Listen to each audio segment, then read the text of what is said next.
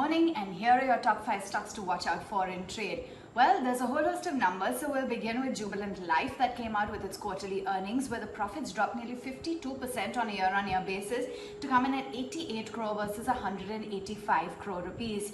You had the revenues which were lower by 13% on a yearly basis to 1,893 crores versus 2,182 crores. Margins as well shrunk to about 16.4% versus 20.4% on a year-on-year basis. The management did acknowledge that during the quarter the employees did work to try and implement all of the safety conditions and serve their global customers by maintaining all of their operations.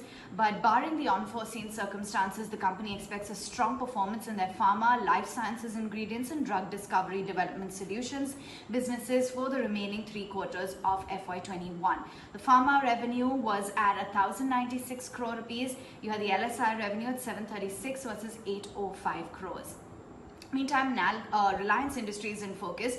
Bank of America SEC says a buy rating with a target price of 23.55. They believe that RIL will monetize the existing investments across different formats.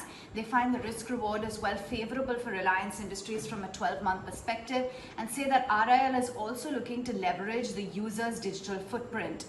Meantime, JP Morgan has a neutral rating with a target price at 1860. They say the news flow of Reliance Retail stake sale is a big positive. The reported valuation of $57 billion is underwhelming, and they believe that the retail stake sale is well discounted in the stock price.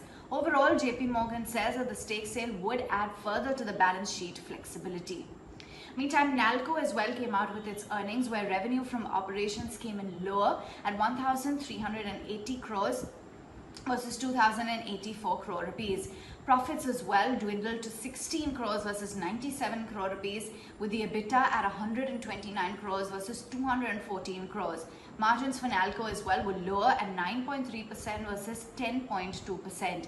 They did acknowledge that the outbreak of the COVID globally impacted the business as well as economic activities in general.